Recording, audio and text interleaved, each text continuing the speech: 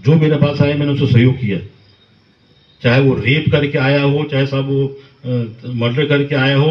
है case, rape के भी केस में आपके नाम गिना दूंगा, सब किसका सहयोग किया है। मर्डर के केस रखे, किसका सहयोग किया, बचा के लेके आया हूँ। छोटे मोटे बहुत किया आपके लिए। दोस्तों, इस देश में 2014 के बाद एक ऐसे दल की सरकार बनी जो ये दावा करती थी कि भाई हम आएंगे ना तो देश का सारा गंद जो है उसको साफ कर देंगे, एकदम साफ सफाई हो जाएगी पूरे देश में। आप समझ तो गए होंगे हम किस दल की बात कर रहे हैं, किस सरकार की बात कर रहे हैं। अब पता चल रहा है दोस्तों कि ये जो दल है ये अपने साफ चाल चरित्र और चेहरे की बात करता है, लेकिन जो कुछ भी ये कहता है वो झूठ साबित हो रहा है। अब मैं आपको एक ऐसे वीडियो दिखाने वाली हूं इस खबर में जो इस दल की पोल खोल कर रख देगा। भारतीय जनता पार्टी नेताओं की करतूत से वैसे तो पूरा देश वाकिफ है, लेकिन अब जब ये खुद अपने कर्मकांड स्वीकार कर रहे हैं तो हमें बताने में गुरेज नहीं करना चाहिए। जब इन्होंने खुद ही अपना काला कच्चा चिट्ठा खोल दिया है तो आपको हमें बता ही देना चाहिए। तो पूरा मामला क्या है दोस्तों, इस खबर में हम आपको बताएंगे। नमस्कार, मेरा नाम है जयंती झा और आप देख रहे हैं बुलंद भारत। मध्य प्रदेश में 17 नवंबर को चुनाव होने हैं दोस्तों, यानी मतदान में केवल और केवल एक दिन का वक्त बाकी रह गया है। इससे पहले बीजेपी नेताओं की करतूतों का खुलासा हो रहा है और वो खुद कर रहे हैं। सबसे बड़ी बात, जिस वीडियो का जिक्र शुरुआत में मैंने किया है वो कौन सा वीडियो है जरा ये जान लीजिए। वीडियो में दिखाई देने वाला शख्स कोई और नहीं है बल्कि मध्य प्रदेश के सतना जिले के नागौद विधानसभा से भाजपा प्रत्याशी नागेंद्र सिंह के छोटे भाई हैं छत्रसाल सिंह, जो बड़ी ही बेशर्मी से अपने काम गिना रहे हैं या भाजपा के चाल चरित्र चेहरे वाले नारे की पोल खोल रहे हैं, ये कहा जा सकता है। वीडियो दिखाते हैं दोस्तों, आपको ध्यान से सुनिएगा, खुद समझ जाएंगे आप कि इस दल और इस दल के नेताओं का चाल चरित्र किस तरीके का है। वीडियो दिखाते हैं आपको, वीडियो देखिए। जो मेरे पास आया मैंने उसको सहयोग किया, चाहे वो रेप करके आया हो, चाहे साहब वो मर्डर करके आया हो। है केस, रेप के भी केस में आपके नाम गिना दूंगा, सब किसका सहयोग किया है।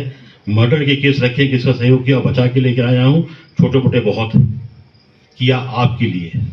तो सुना होगा आपने, जो भाजपा देश में राम राज्य का सपना देश के बोले वाले हिंदुओं को बेचती है, वो किस तरह से बलात्कारी, मर्डर करने वाले, जुआ खेलने वाले, अवैध शराब का कारोबार करने वाले लोगों को संरक्षण प्रदान करती है, ये आपको समझ में आ गया होगा। इस वीडियो में भाजपा नेता के भाई खुद बखान कर रहे हैं, हम तो नहीं कह रहे ना।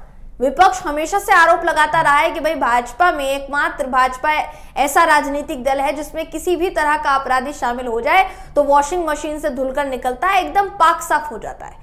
भाजपा ने जितने भी तरह के पाखंड अपनी बी टीम के द्वारा इस देश में फैलाए हैं, जैसे आप समझ सकते हैं कि लव जिहाद हो गया, गौरक्षा हो गया, सनातन की रक्षा हो गया, उसके स्वागत के लिए भगवा दल हमेशा तैयार रहता है। यानी ये जो गलतफहमियां फैलाई है दोस्तों, चुनाव के समय में अपनी पोटली से यूसीसी का झुंझुना निकाल लेना, कभी जनसंख्या नियंत्रण कानून के नाम पर देश के अल्पसंख्यक समुदाय को डराने का काम करना भाजपा और उसकी बी टीम हमेशा से करती आ रही है।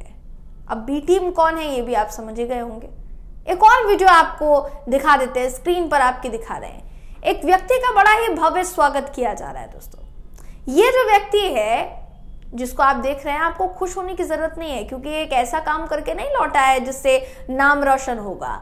ये कथित तौर पर हिंसा करने के जुर्म में जेल में था और अब जेल से जब बाहर आया है बेल पर, इसके ऊपर आरोप है कि इसने बीफ ले जाने के शक में एक ट्रक को रुकवाया और उसमें मौजूद 2 मुसलमानों को पूरी तरीके से जख्मी कर दिया, पीटा।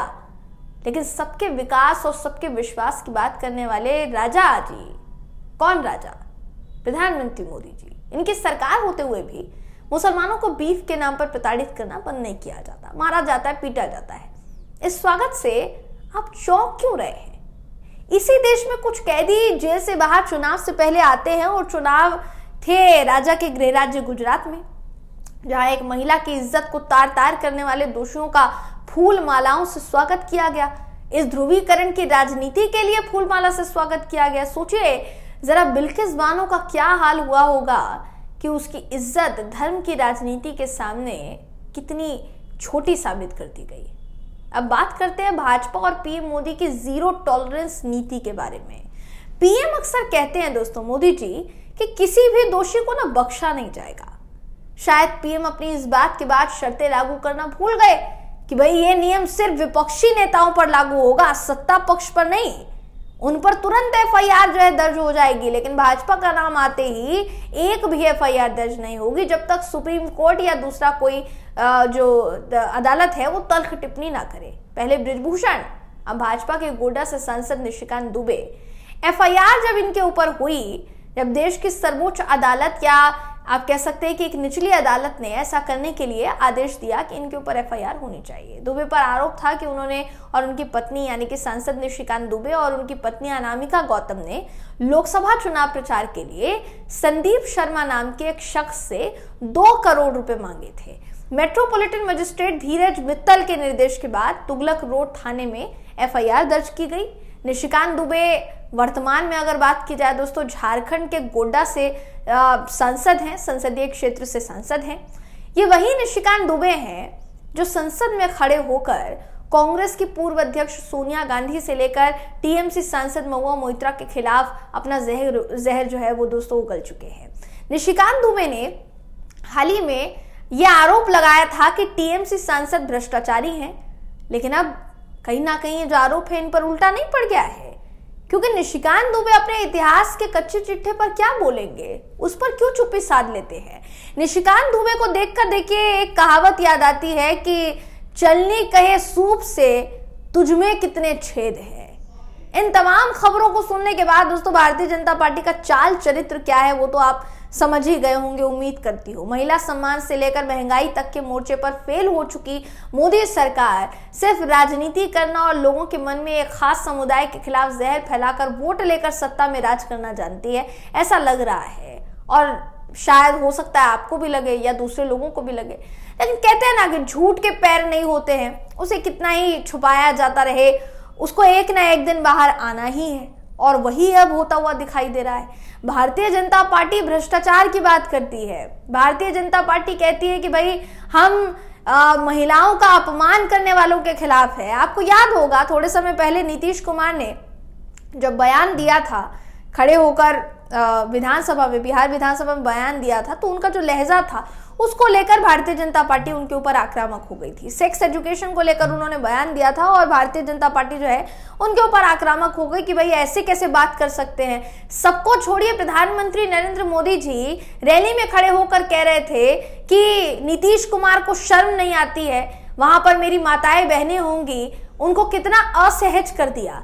ये लोग महिलाओं का सम्मान करना नहीं जानते हैं। प्रधानमंत्री मोदी जी ने ऐसे बहुत बड़े बड़े डायलॉग बोले दोस्तों, लेकिन वही प्रधानमंत्री मोदी उन नेताओं के बयान पर खामोश हो जाते हैं जो खुद स्वीकार कर रहे हैं मंच से खड़े होकर कि हाँ भाई हाँ, बिल्कुल आप सही सुन रहे हैं, बिल्कुल सही सुन रहे हैं आप कि हमने ही बलात्कार के जितने आरोपी हैं उनको छुड़ाया है, हमने ही भ्रष्टाचार के आरोपियों को छुड़ाया है, तमाम आरोपियों को छुड़ाने का काम हम करते हैं, और हम ये अपने लिए नहीं करते हैं बल्कि जनता के लिए करते हैं। अब बताइए जरा कि अपराधियों को छोड़ना ये जनता का सरोकार कैसे हो सकता है? हमारे तो समझ से परे है ये बात दोस्तों, आपकी समझ में आई क्या? बात की जाए मध्य प्रदेश की, और अगर भारतीय जनता पार्टी भ्रष्टाचार की बात करती है तो उसको एक बार नरेंद्र सिंह तोमर के जो बेटे हैं देवेंद्र प्रताप सिंह तोमर, उन पर थोड़ी नजर डाल लेनी चाहिए कि भाई वो क्या कर रहे हैं। पहले 100 करोड़ की डील का खुलासा हुआ था, फिर 500 करोड़ की डील का खुलासा हुआ है, उसके बाद अभी एक और वीडियो सामने आया है, उसमें बताया जा रहा है कि 10,000 करोड़ की डील है वो। 500 करोड़ या 100 करोड़ की डील नहीं है, 10,000 करोड़ की डील है जिसको छुपाया जा रहा है। तो क्या कहेंगे इस पर भारतीय जनता पार्टी के तमाम नेता? खुद प्रधानमंत्री मोदी जी क्या कहेंगे दोस्तों? कुछ नहीं कहेंगे, खामोश रहेंगे, क्योंकि गलती यहां उनकी खुद की है। हाँ, विपक्ष की होती तो अभी तक ठीकरा फोड़ दिया होता। दोस्तों इस पूरी खबर को लेकर आप क्या सोचते हैं, आपकी क्या राय है, कमेंट करके जरूर बताइएगा। वीडियो अगर आपको पसंद आया हो तो वीडियो को लाइक कीजिए, शेयर कीजिए, चैनल को सब्सक्राइब करना बिल्कुल भी ना भूलें। फिर मुलाकात होगी आपसे अगली वीडियो में, तब तक के लिए नमस्कार।